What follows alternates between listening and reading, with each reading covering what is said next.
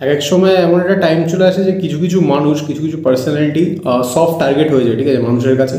যে সে যাই করুক, ভালো খারাপ যাই করুক, মানুষে খুব ইজিলি তাকে ট্রোল করা শুরু করে দেয়। সেটা যে কোনো ফিল্ডে যে কোনো লোকের সাথে হতে পারে।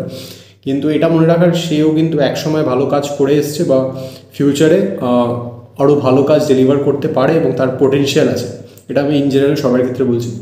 তো স্ক্রিনশট একটা শহরের ছেলে, আমার চ্যানেল যদি ফার্স্ট টাইম এসে থাকো, আগেই সাবস্ক্রাইব করার দরকার নেই, পুরো ভিডিওটা দেখে নাও, তারপরে যদি ভালো লাগে তারপরে সাবস্ক্রাইব করে যেও, ঠিক আছে। সো আজকে হচ্ছে 2 মার্চ এবং আজকে হচ্ছে টাইগার শ্রফের বার্থডে। তো আমি আমার চ্যানেলের তরফ থেকে, আমার তরফ থেকে তাকে হ্যাপি বার্থডে জানাই। এবং সেই অকেশন স্পেশালে তার আপকামিং সিনেমা বাগি 4-এর একটা ইন্টারেস্টিং পোস্টার ড্রপ করা হয়েছে, সেটা হচ্ছে এইটা। তো পোস্টারটা দেখতেই পাচ্ছ, মানে খুবই ইন্টারেস্টিং লাগছে। আগের পোস্টারগুলো যেমন ছিল ওগুলোর থেকে কম ইন্টারেস্টিং, বাট একটা সাইড দেখা যাচ্ছে বেশ কাটা দাগ ফাগ আছে এবং সিগারেটটা জ্বলাচ্ছে, আর চোখের মধ্যে খুব মানে রেজ আছে। আর পোস্টারটা লেখা আছে যে he is not the same this time, এরকম একটা কিছু লেখা আছে।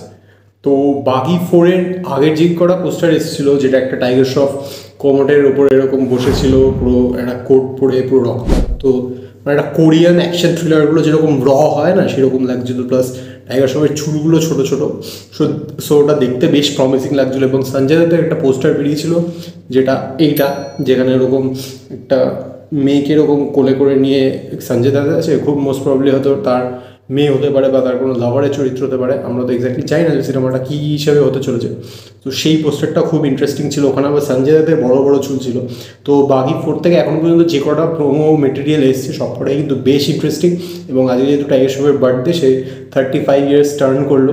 সো সেই মানে সেই অকেশনের জন্য এই পোস্টারটা ড্রপ করা হয়েছে। সেপ্টেম্বর 5-এ মানে সিনেমাটা আসছে।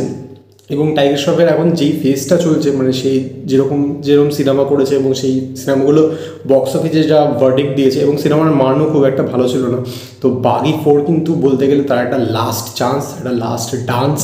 মানে এই সিনেমাটা কিন্তু ভালো হওয়া খুবই দরকার এবং ভালো চলাও খুবই দরকার। আমরা এখন দেখতে পাচ্ছি যে অ্যাকশন সিনেমা খুব বেশি করে চলছে।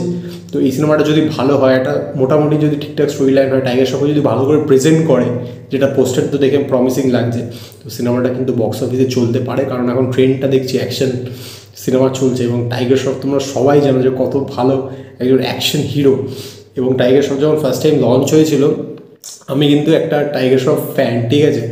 মানে ও যখন ফার্স্ট টাইম হিরোপন্থী এনেছিল এবং বাগি এনেছিল, তখন থেকে আমি মানে ওর অ্যাকশন স্টাইল, ওর ডান্সিং স্টাইল থেকে খুবই মানে ফিদা হয়ে গেছিলাম বলতে পারো, ঠিক আছে। মানে খুব পাগল ছিলাম আর কি।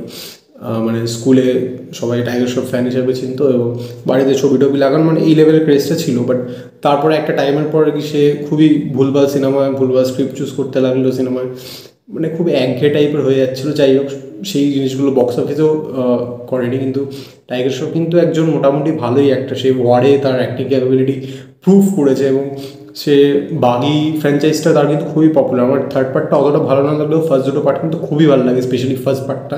সেখানে অ্যাকশন যেভাবে কোরিওগ্রাফ করা হয়েছিল এবং তার পারফরমেন্স যেরকম ছিল, লুকসটাও খুব ছিল। সো যাই হোক, এইসব মিলিয়ে আমার টাইগার শ্রফ কিন্তু একজন খুবই পছন্দের অ্যাক্টর এবং আমি চাই তার কামব্যাক হোক বাগি 4 দিয়ে। কারণ বলিউডে এবং ইন্ডিয়ান সিনেমার কিন্তু one of the best action hero tiger Shroff. তারপরে বিদ্যুৎ জাম্বাল, ওরাও আছে। মানে এরা খুব একটা মানে সেই রকম অ্যাপ্রিজিয়েল পায় না, যদিও টাইগার শ্রফ স্টার কিড, বিদ্যুৎ জাম্বাল মানে বাইরে থেকে নিজের জায়গা করার চেষ্টা করেছিল। যাই হোক, এরা কিন্তু আমাদের মানে খুবই ভালো অ্যাকশন হিরোস, তো এদের সিনেমা কিন্তু চলা দরকার।